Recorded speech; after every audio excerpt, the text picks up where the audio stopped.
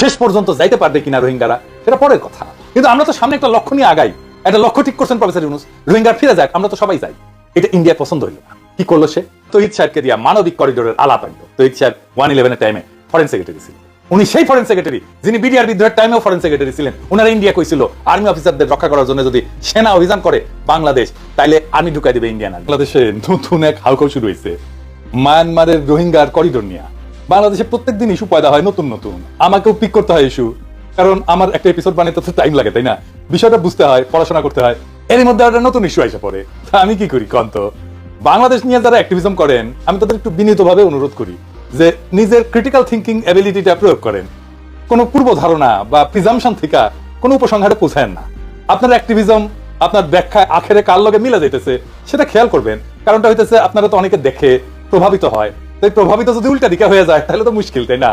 সমস্ত ভূ রাজনৈতিক সমস্যা, রাজনৈতিক সমস্যা, দেশীয় আন্তর্জাতিক সমস্যা খুব পরিষ্কার ভাবে বোঝা না গেলে সব জায়গায় আপনার ব্যাখ্যা কিন্তু ভ্রান্ত হবে।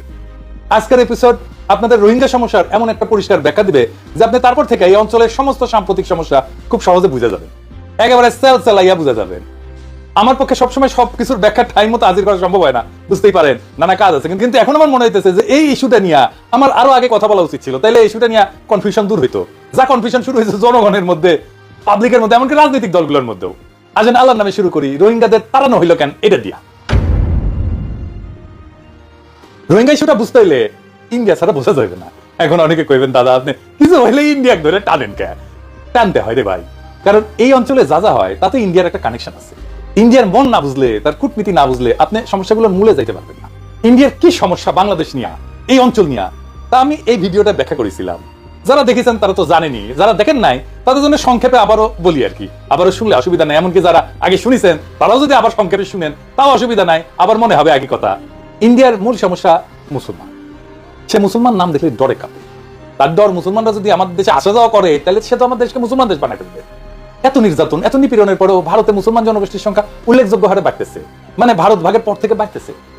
এর মধ্যে মুসলমান বাংলাদেশের লোকজন যদি আসা যাওয়া শুরু করে বর্ডার দিয়া নিরাপদে, তাহলে পশ্চিমবঙ্গ, আসাম, ত্রিপুরা কোনো কিছু আর হাতে রাখতে পারবে না, সব ছুটে যাবে, সেগুলো মুসলমান প্রধান হয়ে যাবে। তাইলে কি করতে হবে ইন্ডিয়াকে? তাইলে বাংলাদেশকে কাঁটাতারের বেড়া দিয়া ইউনূসের সরকার একটা পরিকল্পনা হাতে নিয়েছে, আগামী ঈদের আগে রোহিঙ্গাদের ফিরাবে, ঘিরে রাখতে হবে, যেন কেউ আর চলাচল করতে না, কেউ আর ইন্ডিয়াতে ঢুকতে না। আর বাংলাদেশিদেরকে মারতে হবে গুলি করিয়া মাঝে মাঝে, তাহলে বাংলাদেশিরা ডরে আর বর্ডারের দিকে যাবে না, ক্রস করবে না, তাই না? বুঝাও তো, সমস্যা তো মিটে গেল, তাই না? না মিটলো না, নতুন সমস্যা শুরু হইলো। বাংলাদেশের ওই পারে যে 7টা রাজ্য আছে না, যেগুলোকে 7 সিস্টার্স কওয়া হয়, সেগুলো অশান্ত। এগুলো ইন্ডিয়ার সাথে জুড়ে আছে চিকেন নেক নামের একটা ছোট্ট জায়গা দিয়ে, এটা দিয়া ওটা যদি চীন চেপে ধরে তাহলে শেষ।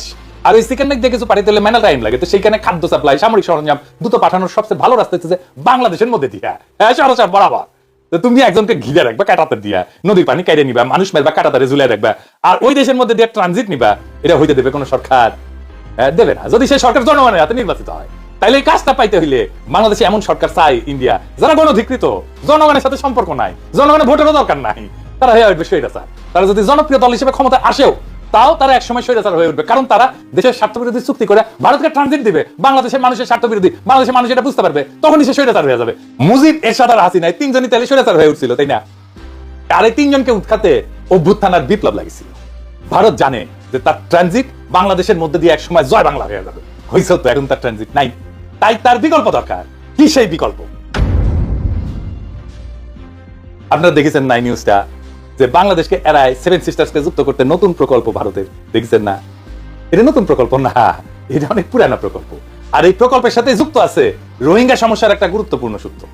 আসেন সেই ষড়যন্ত্র, কূটচক্র আর ভারতের ইসলাম বিদ্বেষের রাজনীতির এক অন্ধকার অধ্যায় আপনাদেরকে পরিচয় করাই দিই। রোহিঙ্গা সমস্যা সেল সেলাইয়া বুঝে যাবেন, আর কোনোদিন সমস্যা হবে না।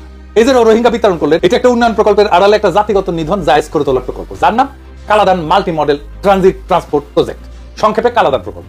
কাগজে কলমে এটা একটা ট্রান্সপোর্ট করিডোর, কিন্তু বাস্তবে এটা একটা রক্তাক্ত করিডোর, যেখানে রাস্তাঘাট বানাইতে মানুষের বসতি ধ্বংস করা হয়েছে।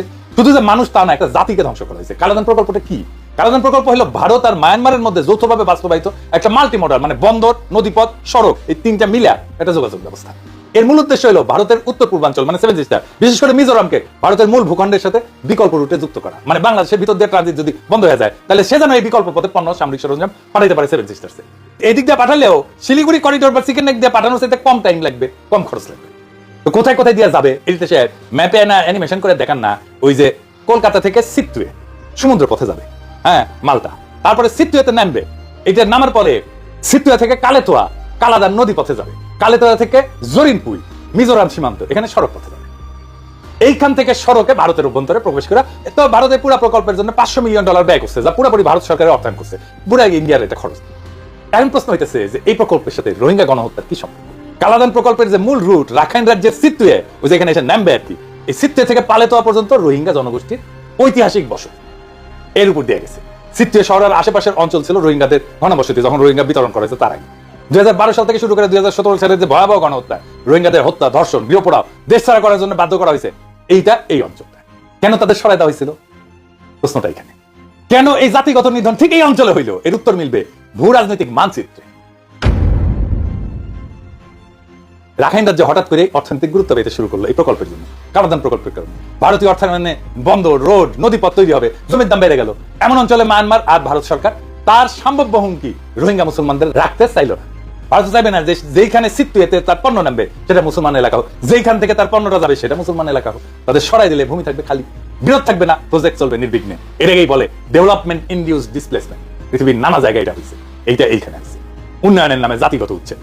অ্যামনেস্টি ইন্টারন্যাশনাল আর 45 রাইটস এর রিপোর্টে বলা হয়েছে যে সিটুয়ে বন্দরের আশেপাশ থেকে রোহিঙ্গা বসতিগুলোকে ধ্বংস কইরা সেখানে বন্দরের অবকাঠামো তৈরি করা হয়েছে। এবার বুঝছেন তো কেন তাদেরকে তাড়ানো হয়েছে। কালাদানের জন্য রাস্তা বানাইতে যেখানে ভূমি দরকার ছিল সেখানে আগে রোহিঙ্গারা ছিল। এই গণহত্যা যে ভারতের সমর্থন ছিল এটা প্রমাণ কি দেয়? তো ভারত কি করলো? যখন গণহত্যা শুরু হলো, ভারত ইউএনএ রোহিঙ্গা নিধনের বিরুদ্ধে ইউএনের যে প্রস্তাবনা সেটাতে ভোটদানে বিরত থাকছে, যাতে কালাদান প্রকল্পে মায়ানমারের সাথে সম্পর্ক ক্ষতিগ্রস্ত না। মায়ানমারের জান্তা সরকারের সাথে সম্পর্ক গভীর করছে ভারত। তাদের দৃষ্টিতে উন্নয়ন এবং কৌশলগত লাভ মানবাধিকারের চাইতে বেশি গুরুত্বপূর্ণ। তারা রোহিঙ্গা শরণার্থীদের ভারতে ঢুকতেও দেয়নি। আপনি আলাপটা কথা হবে 2017 সালে কেউ খেয়াল করেনি যোগী আদিত্যনাথ, এই যে যোগী আদিত্যনাথ অগাস্টের 17 সালের অগাস্টের 5 থেকে 7 তারিখ মায়ানমার সফর করছিল। এইটা ছিল উত্তরপ্রদেশের মুখ্যমন্ত্রী হওয়ার পরে তার প্রথম বিদেশ সফর।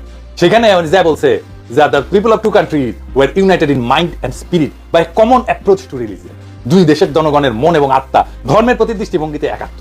এই দৃষ্টিভঙ্গি সেটা দৃষ্টিভঙ্গিটা হইতেছে মুসলমান খেদাও, মুসলমান ঘৃণা, এটি তাদের ধর্মের প্রতি দৃষ্টিভঙ্গি। ঠিক তার সফরের 3 সপ্তাহ পরে রোহিঙ্গা গণহত্যা শুরু হয়েছিল, আর এই গণহত্যার নৈতিক সমর্থন দিয়েছিল ভারতের বিজেপি সরকার। এইবার যোগী আদিত্যনাথের সফরের সাথে রোহিঙ্গা গণহত্যার যোগসূত্র দেখতে পান। তারপরে কিছু রোহিঙ্গা ইন্ডিয়ায় ঢুকছিল। ভারত ঘোষণা করেছিল যে তারা আশ্রয় নেওয়া সকল মুসলমান রোহিঙ্গাদের তাড়াই দেবে। তাড়াই দেওয়ার কারণ হিসেবে ভারত বলছে যে এরা নাকি ভারতের বিরুদ্ধে ইসলামিক সন্ত্রাসবাদে জড়িয়ে যেতে পারে, তাই তারা ভারত রাষ্ট্রের প্রতি হুমকি তৈরি করতে পারে। কিন্তু ভারতে যারা আশ্রয় নিয়েছিল তাদের শরণার্থীরা কেউ ক্রিমিনাল ছিল না, তাদের কোনো ক্রিমিনাল রেকর্ডও ছিল না, তাদের বিরুদ্ধে কোনো ক্রিমিনাল ইনভেস্টিগেশন হয়নি, বরং তারা মায়ানমারের রাষ্ট্রীয় সন্ত্রাসের ভিকটিম হয়ে নিজের দেশ থেকে প্রাণটা নিয়ে পালাই গেছিল। এই কালাদান প্রকল্প কোনো উন্নয়ন না, এটা ছিল একটা কাঠামো করার নাম কইরা জাতিগত নিধনের পরোক্ষ সহযোগিতা। রাস্তাটা পাকা হইলো, বন্দরে গুদাম উঠলো, কিন্তু মানুষের অস্তিত্বকে মুছে দিয়া। এটা কোনো অবকাঠামো না, এটা একটা নিধন করিডোর। উন্নয়নের নামে যদি মানুষ উচ্ছেদ হয় তা উন্নয়ন না, তা দখল। এই দখলটাই হয়েছে ফিলিস্তিন। যেই রাস্তা রক্ত মুছে তৈরি হয় তার গন্তব্য কখনো মানবিকতা হইতে পারে না। ফিলিস্তিনে গাজাকে এইভাবে ফাঁকা করা হয়েছে, একই জিনিস করছে রোহিঙ্গা এলাকায়। এখন বলেন ইন্ডিয়া কখনো চাইবে রোহিঙ্গারা ফিরে যাক ওই জায়গায়? না, তারা চাইবে না। হাসিনা কেন ফেরানোর চেষ্টা করেনি রোহিঙ্গাদেরকে? এই কারণে যে ভারত চায় না। প্রফেসর ইউনূসের সরকার একটা পরিকল্পনা হাতে নিয়েছে, আগামী ঈদের আগে রোহিঙ্গাদের ফেরাবে।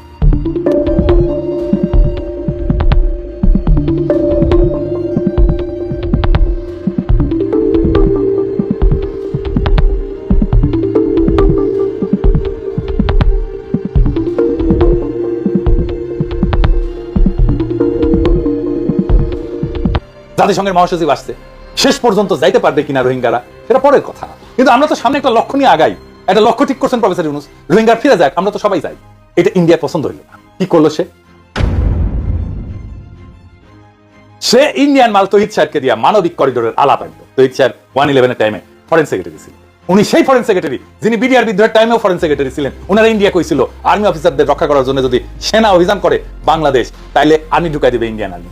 অবিনাশ পালিয়াল তার বইয়ে লিখে গেছে। এই তহিদ সাহেব বিএনপির তালিকা থেকে আসছেন উপদেষ্টা হিসেবে। মানবিক করিডোরের আলাপই হয় নাই। পরদিন প্রফেসর ইউনূসের সরকার পরিষ্কার করেছে, বলে দিছে আলাপই হয় নাই। কিন্তু বিএনপি মানিচ্ছে না, বামেরা মানিচ্ছে না, আওয়ামী লীগ তো মানবেই না। তো তহিদ সাহেবের এই মিথ্যাচার করার জন্য চাকরি চলে যাওয়া উচিত। তাও এই কথা কেন কইলো? বিএনপি রে, ইন্ডিয়ারে, আওয়ামী লীগ রে, বামপন্থীদের একটা টকিং পয়েন্ট ধরে দেওয়ার জন্য, যেন সে আগুন জ্বালাইতে পারে, যেন চিল্লাপাল্লা করতে পারে। সার্ভিস দিল আর কি।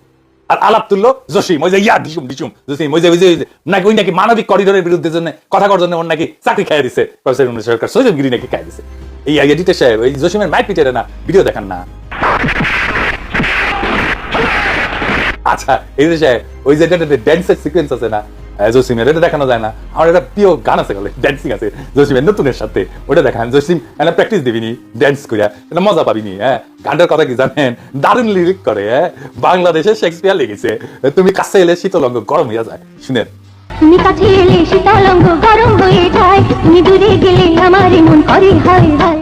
এই জসিম পাকিস্তানকে 1971 জন্য ক্ষমা চাইতে বলে, পাকিস্তানের কাছে আজগুবি টাকার হিস্সা চায়, যা কিনা আওয়ামী ফ্যাসিস্ট হাসিনার বয়ান ছিল।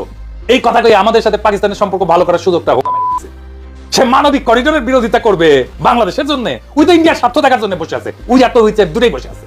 এই কথাটা ছড়াইছে কে? চন্দন নন্দী। দেখেন যে কিনা বিপ্লবের শুরু থেকে এটা আইএসআই এর প্রজেক্ট, এটা ছাত্ররা আইএসআই এর সাথে কথা কইছে, এই সমস্ত কইছে, মিথ্যা বয়াস ছড়াই গেছে। কয়দিন আগে কইছে আমেরিকান কার্গো নাকি আসছে রাখাইনে আর্মস টার্মস নিয়ে আর কি অস্ত্র পাঠানোর জন্য। ওর বাবা ছিল, চন্দন নন্দীর বাপ ছিল রয় স্টেশন বাংলাদেশে, তার কথা নিয়ে লাভাইতেছে। আরে ভাই হাসিনা কইতেছে করিডোর নিয়ে, এখন মানবিক করিডোরের নামে আমাদের দেশটা যেন লিজ দিয়ে দেওয়া হচ্ছে। নিজে মজুমদার কয় আওয়ামী লীগ একের পর এক পেজ থেকে পোস্ট দিতেছে, এই পুরাটারে ইন্ডিয়ান সাজানো প্ল্যান। বুঝছেন তো? তারেক রহমানও বলে মানবিক করিডোরের কথা, সিপিবি বলে, বাম গণতান্ত্রিক জোট বলে, আবার মির্জা আব্বাস করছে যে মানবিক করিডোর নিয়ে জামাত মানে ওই যে আমার শ্বশুরের দল আর কি, ও ইসলামী আন্দোলনের নিরাপত্তা বিস্ময়কর। ওরা বুঝেছে ঠিকই যে ইন্ডিয়ান প্ল্যান, আপনারা বুঝেন নাই, অথবা বুঝে ওটা খাইছেন, ইন্ডিয়ান বটিকা খাইছেন। দেখেন হাসিনা কি কয়, ইলেকশন দিবে কয়, কিন্তু দেবে না। শুনেন, ওই নির্বাচন আওয়াজ দিচ্ছে, সে নির্বাচন করবে না কোনোদিন, এটা আমি বলে দিতে পারি। এ পর্যন্ত যে কথা তাকে নিয়ে বলছি সবই সত্য, কারণ আমি তো সবথেকে বেশি তাকে সুযোগ দিয়েছিলাম। যে এখন নির্বাচন, এখন এই যুদ্ধ খেলা দেখিয়ে বলবে যে হ্যাঁ এরকম অবস্থা, কি করে নির্বাচন করবো, পরিবেশ নাই। এখন যখন বলছে না মানুষ তো আমাকে চায়, কোন মানুষ চায় তাকে? হাসিনাও ইলেকশন চায়। বিএনপি আপনারা কোন, আপনারা আওয়ামী লীগ আর বামেরা কেন একই স্বাধীনতা বাজাইতেছে? বলেন, পাবলিককে বোঝা তো কঠিন না, এটা ইন্ডিয়ান জিনিস। আইজার বন্ধন নিয়ে আলাপ করলাম না, আরেকদিন আলাপ করবো নি। রক্তের উপরে রাস্তা বানানো গেলে তার নাম উন্নয়ন না, তার নাম দখল। বাংলাদেশে আজকে যে রোহিঙ্গা ইস্যু নিয়ে নতুন হাউকাউ শুরু হয়েছে, সেটা আসলে নতুন কিছু না, এইটা একটা পুরানো কুৎসিত রাজনীতির মোড়ক। রোহিঙ্গাদের তাড়ানো হয়েছে শুধু তাদের ধর্মের কারণে না, তাদের জমির কারণে, তাদের অবস্থানের কারণে, তাদের জাতিগত পরিচয়কে মুছে দেয়া একখান ট্রানজিট করিডোর বানানোর জন্য। তার নাম কালাদা, ভারতীয় ভ্রাতৃত্বের কবরস্থান। আপনি যদি এখনো ভাবেন এটা শুধু একটা সীমান্ত সমস্যা, এটা শুধু একটা শরণার্থীর সমস্যা, তাহলে আপনি ছবিটা পুরোটা দেখতেছেন না।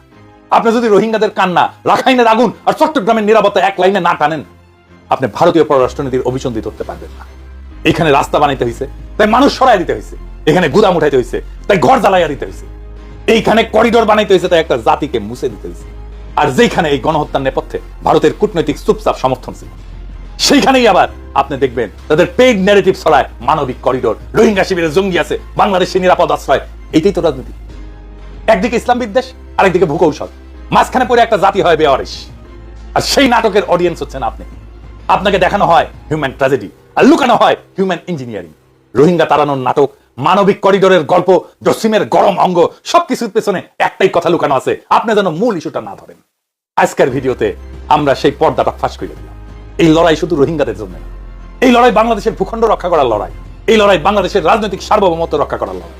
আপনার অন্ধ সমর্থন ভারতের নির্লক্ষার পেট্রোল, আপনার বিশ্লেষণহীন অ্যাক্টিভিজম আসলে ভারতীয় পরিকল্পনার প্রোপাগান্ডা ডিভিশনে কাজ করা এক প্রকার ভলান্টিয়ারশিপ। সুতরাং কথা বলার আগে ভাবেন, ব্যাখ্যার আগে পড়েন, আর ব্যাখ্যা দিলেই দেখেন আপনার ব্যাখ্যা কার প্ল্যাটফর্মে গিয়ে বসে। আমরা ব্যাখ্যা দিচ্ছি, এখন শুরু হোক প্রতিরোধ। রক্তের করিডোরের বিরুদ্ধে, নব্য সাম্রাজ্যবাদী উন্নয়নের বিরুদ্ধে, গৃহহীন জাতির পক্ষ নিয়া। এইবার বলেন আপনি কার পাশে দাঁড়াবেন? ভারতের ন্যারেটিভ নাকি এক উদ্বাস্তু জনগোষ্ঠীর স্বদেশে ফিরে যাওয়ার পক্ষে? সিদ্ধান্ত আপনার। ইনকিলাব জিন্দাবাদ।